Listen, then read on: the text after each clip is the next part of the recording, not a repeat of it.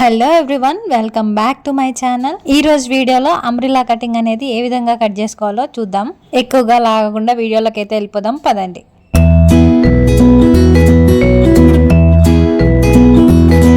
First అయితే మనం double fold మీద ఈ విధంగా అయితే ఉండాలి. తర్వాత 4 ఫోల్డ్స్ వచ్చే మీద ట్రయాంగిల్ షేప్లో అయితే రావాలన్నమాట. ఈ విధంగా ఫోల్డ్ చేయడం వల్ల మనకి ఫ్లేర్ అనేది ఎక్కువగా వస్తుంది అనమాట. ఈ క్లాత్ అనేది చాలా స్మూత్గా ఉంది. నాకు సెట్ చేసుకోవడానికి చాలా సేపు టైం పట్టింది ఈ విధంగా ఫోల్డ్ చేసుకోవడానికి. ఓకే, ఇక మెజర్మెంట్స్ ఏ విధంగా పెట్టాలో చూసేద్దాం రండి. ఎగ్జాక్ట్ నడుము సైజ్ వచ్చేసి 30 ఇంచెస్. మనం అంత టైట్గా అంటే బ్లౌజ్ అంత టైట్గా మనం వేసుకోలేం కాబట్టి 32 ఇంచెస్కి నేను మార్క్ చేసుకుంటున్నాను అనమాట. సో ఇప్పుడు ఈ 32 ఇంచెస్ని 4 ఫోల్డ్స్ మీద మనకి ఎంతైతే వస్తుందో అంత పైన నడుమునైతే మార్క్ చేసుకోవాలా. సో ఇప్పుడు మనకు 4 ఫోల్డ్స్ మీద ఎంత వచ్చింది? 8 ఇంచెస్ వచ్చింది. అటు సైడు ఇటు సైడు జాయింట్స్ వేస్తాం కదా, సో అటు సైడ్ 1/2 ఇంచు ఇటు సైడ్ 1/2 ఇంచ్ కలిపి మొత్తంగా 9 ఇంచెస్కి అయితే మార్క్ చేసుకుందాం.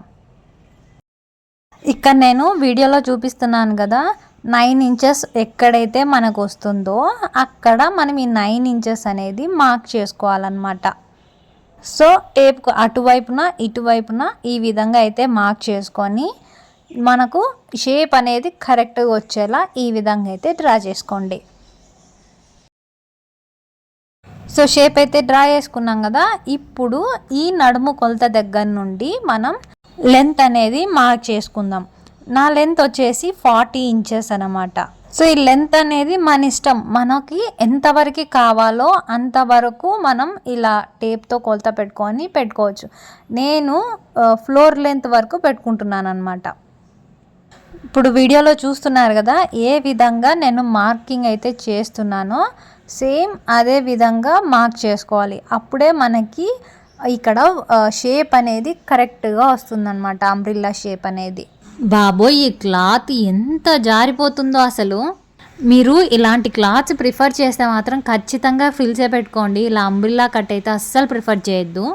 మనం మెజర్మెంట్స్ ఎంత కరెక్ట్గా పెట్టినా తర్వాత మెజర్మెంట్స్ అనేటివి చేంజ్ అయిపోతాయి అనమాట. చాలా జాగ్రత్తగా చూసుకొని కట్ చేయాలా. ఇది మాత్రం బిగినర్స్కి ఇచ్చే ఒక చిన్న సజెషన్.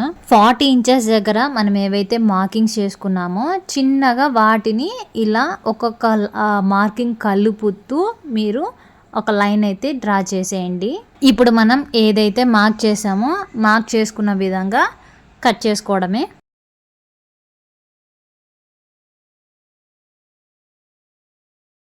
పైన నడుము దగ్గర కూడా మనం మార్క్ చేసుకున్న దగ్గర అయితే కట్ చేసుకుందాం. కింద ఇక్కడ కొంచెం క్లాత్ తక్కువ వచ్చింది, ఇక్కడైతే జాయింట్ పడుతుంది అనమాట. సో షేప్ అయితే ఈ విధంగా ఉంది. సో యాజ్ ఇట్ ఈజ్ ఈ మెయిన్ క్లాత్ ఏ విధంగా అయితే కట్ చేసుకున్నామో అలాగే లోపల లైనింగ్ అనేది కూడా ఇలాగే కట్ చేసుకోవాలి.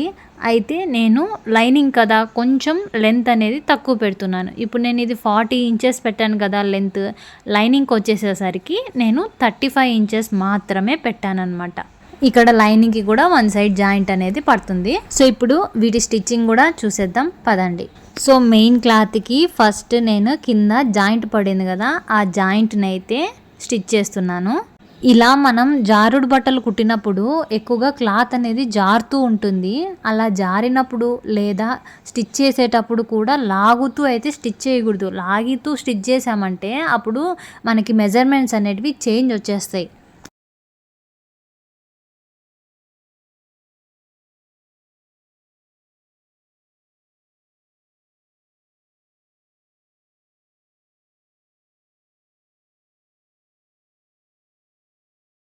సో బాటంలో జాయింట్ అయితే స్టిచ్ చేసేసాము. ఇప్పుడు సైడ్ అనమాట, సైడ్ కట్స్ ఉన్నాయి కదా, ఆ కట్స్ని అయితే జాయిన్ చేద్దాం.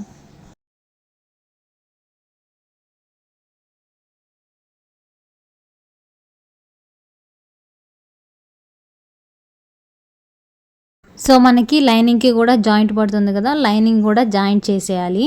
సో లైనింగ్కి వచ్చేసి నాకు అతుకులు పన్నాయి, అందుకే అతుకులను జాయిన్ చేసి క్లాత్కి అయితే జాయిన్ చేస్తాను. మనం మెయిన్ క్లాత్ ఏ విధంగా అయితే జాయిన్ చేసామో same as it is lining కూడా సేమ్ అలాగే జాయిన్ చేసుకోవాలి.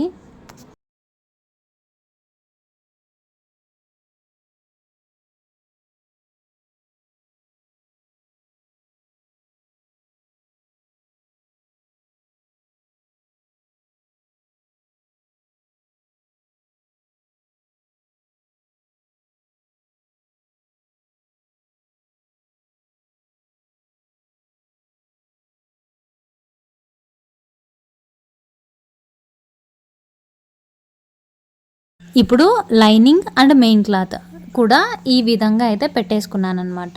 ఇప్పుడు వీటి రెండింటిని కలుపుతూ నడుము దగ్గర అయితే స్టిచ్ చేస్తున్నాను. చాలా ఈజీగా అంబ్రిల్లా కటింగ్ అయితే అయిపోయింది కదా. వీడియో నచ్చితే please like, share and subscribe. ఇంకా మీకు ఎలాంటి వీడియోస్ కావాలో కమెంట్ చేయండి. అలాగే నెక్స్ట్ వీడియోలో మళ్ళీ కలుద్దాం.